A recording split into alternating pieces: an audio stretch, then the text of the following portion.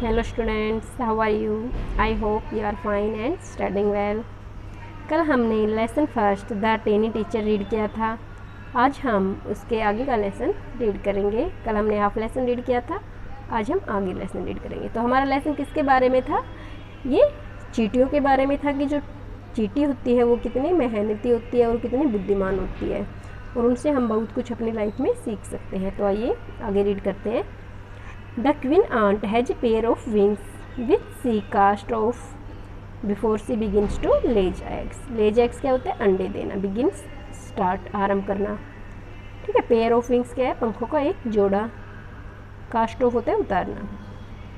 कि जो queen aunt होती है, जो रानी चींटी होती है, उसके एक जोड़े पंख होते हैं विच से कास्ट ऑफ, जिनको वो उतार देती है वह before she begins to lay eggs, जब वो अंडे देना शुरू करती है तो उससे पहले वो उन पंखों को उतार देती है। एग्स हैच एंड बिकम्स गब्स, जो अंडे हैं वो टूटते हैं और उनमें से क्या बन जाते हैं? लार्वा बनते हैं। गर्भ्स चेंज इनटू कोकून, और जो लार्वा है वो कोकून्स में बदल जाते हैं। And cocoons breaks to bring forth complete ant, और जब कोकून्स टूटते हैं तो उनमें से एक कंप्लीट पूर्ण चींटी बाहर निकलती है। The life of an ordinary ant is the ant hill is a book which many of us seldom open. The life of an ordinary ant, कि जो एक साधारण चींटी का जीवन है, in the ant hill Bambi में, वो एक is a book which many of us seldom open. वो एक ऐसी किताब है जिनको हम में से बहुत कम लोगों ने ही खोलते हैं।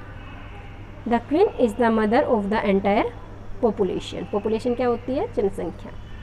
कि जो रानी चींटी है वो संपूर्ण, एंटायर पॉपुलेशन संपूर्ण मानव जो जाति है ऑफ द कॉलोनी, जो चींटियों की जाति बस्ती है उसकी सभी जातियों की माँ होती है जो रानी चींटी होती है। It lives for about 15 years, ये लगभग कितने साल तक जीती है? 15 वर्षों तक जीती है। तो ये आपका क्वेश्चन बन जाएगा कि कितने साल तक जो रानी चींटी होती है उसकी उम्र कितने वर्ष होती है? तो ये कितना होगा? 15 years. It has a pair of wings, इसका एक पंखों का जोड़ा होता है। But bytes them of, bytes them होता है उनको काट कर उतार देना। बाइट क्या होता है? काटना। देम ऑफ मतलब उतार देना, कि वो उनको काट कर उतार देती है। After it's wedding flight, wedding flight मतलब जब उसके वैवाहिक उड़ान शुरू होती है। फ्लाइट उड़ान, जब उसकी वैवाहिक उड़ान शुरू होती है तो वो उन पंखों को काट कर गिरा देती है। This flight take place on a hot summer day, ये जो उड़ान है वो एक ग्रीष्म दिन में, बहुत ही गर्म दिन में, ग्रीष्म ऋतु के गर्म दिन में होता है। The queen leaves the nest and goes out to meet a male ant, जो रानी चींटी है वो अपने घोंसले को छोड़ती है और एक मेल अर्थात नर चींटी से मिलने के लिए जाती है। और drone high up in the air, और वो हवा में बहुत ऊंचाई पर जाती है उस नर चींटी से मिलने। On its return to earth, और उसकी जब धरती पर वापसी होती है, it gets rid of its wings, तो वो अपने पंखों से छुटकारा पा लेती है। गेट रीड होता है छुटकारा पाना। And then do nothing but lays eggs, और उसके बाद उसका कोई काम नहीं होता, केवल वो अंडे देती है। Eggs hatch and grubs come out, अंडे टूटते हैं, फूटते हैं और उनमें से लार्वा निकलता है। Soldiers guards them workers feed them killing them and also carry them about daily for airing exercise and sunshine. क्या कहता है? देखिए, सोल्जर्स गार्ड देम, सोल्जर्स जो सैनिक चींटी होती है वो उनकी रक्षा करती है। वर्कर्स फीड देम, जो वर्कर श्रमिक चींटी होती है वो उनको भोजन कराती है, खाना खिलाती है। एंड किलिंग दैम, और उनकी साफ़ सफाई करती है। एंड आल्सो कैरी दैम, और उनको लेकर जाती है अबाउट डेली फॉर एयरिंग, उनको ताज़ी हवा के लिए, एक्सरसाइज के लिए, व्यायाम के लिए और सूरज की रोशनी के लिए उन्हें बाहर लेकर जाती है। 2 और 3 वीक्स, 2 और 3 सप्ताह, लेटर होता है बाद में, 2 और 3 सप्ताह के बाद गब्स बिकम कोकून्स, जो गब्स होते हैं, जो लार्वा होते हैं, वो कोकून बन जाते हैं। एंड लाइव विदाउट फूड और एक्टिविटी, और वो बिना भोजन और बिना कोई गतिविधि के रहते हैं। एक्टिविटी क्या होती है? कोई भी गतिविधि के बिना वो रहते हैं। फॉर 3 वीक्स मोर, इससे भी 3 सप्ताह तक वो ना खाना खाते हैं और ना ही कोई एक्टिविटी करते हैं। Then the cocoon breaks and perfect ants appear. तब क्या होता है, 3 सप्ताह के बाद जो कोकून है वो टूटता है और एक कंप्लीट जो पूर्ण चींटी है वो उससे बाहर निकलती है। Now it is time for teaching and training. अब ये उनका टाइम शिक्षण और प्रशिक्षण का होता है, उन्हें कुछ सीखना है और सिखाने का। New ants learn their duties from old ants. जो नई चींटियाँ हैं वो पुरानी चींटियों से अपनी ड्यूटी अर्थात कर्तव्य सीखती है, अपने काम सीखती है। एज वर्कर्स, जो कि श्रमिक का, सैनिक का, बनाने वाले और साफ सफाई वाले के रूप में अपने कामों को सीखते हैं। After a few weeks training, कुछ सप्ताह की ट्रेनिंग के बाद, the small ants are ready to go out into the big world of work. कुछ सप्ताह की ट्रेनिंग के बाद जो छोटी चींटियां हैं वो तैयार हो जाती है इस भारी बड़े संसार में अपने काम के लिए। An ant hill is a home not only for ants. जो एक आंट हिल है, जो बाम्बी होती है, वो केवल एक चींटियों का घर ही नहीं होता, but also for some other creatures, वो दूसरे जीवों का भी घर होता है। बीटल्स होते हैं भृंग, जो छोटे कीट होते हैं इसी टाइप के। लेसर कम होता है, लेस से बना है लेसर, ब्रीड्स नस्लें ऑफ आंट्स। जो बीटल्स हैं, जो भृंग है, वो एक जो चींटियाँ हैं उनकी ही कोई दूसरी और छोटी छोटी प्रजातियाँ हैं, छोटी कई नस्लें हैं, उनके लिए भी ये घर होता है।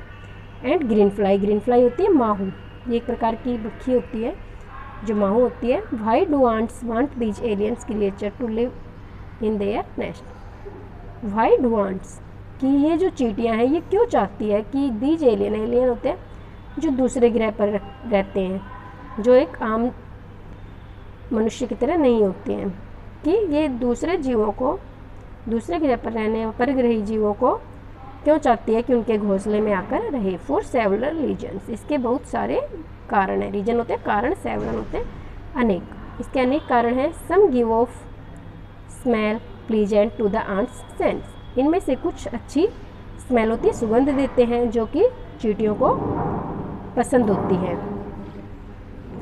अदर्स गिव स्वीट जूस, इनमें से कुछ मधु रस देते हैं, स्वीट मधु, और जूस रस देते हैं। And some are just pets, और उनमें से कुछ पालतू होते हैं और प्ले थिंग्स, और खेलने के लिए होते हैं, like cats and dogs to human beings. जैसे कि हम ह्यूमन बींग्स के लिए, हम मानव के लिए कुत्ते और बिल्ली होते हैं, ऐसे ही कुछ जीव इनके लिए पालतू और खेलने के लिए होते हैं।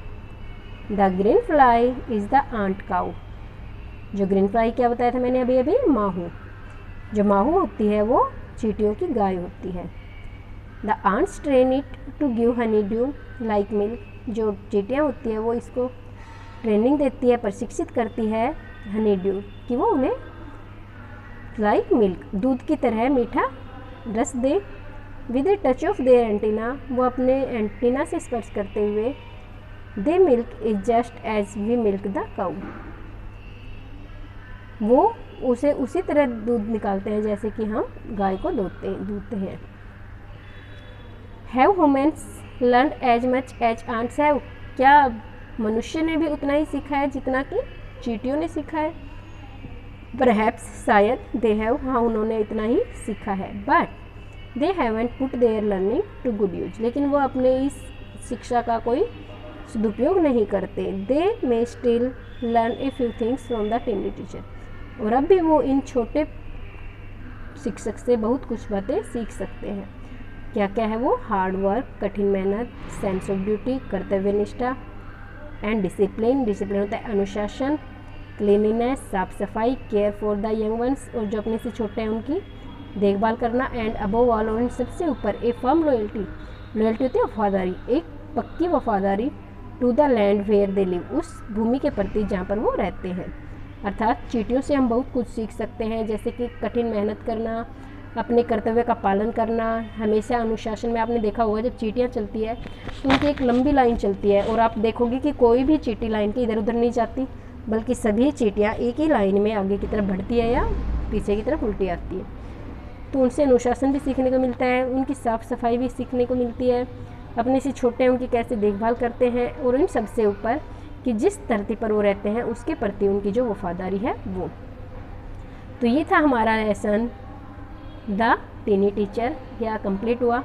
आप इसे रीड कीजिए और इसके डिफ़िकल्ट वर्ड्स को अंडरलाइन कीजिए। Thanks, have a nice day.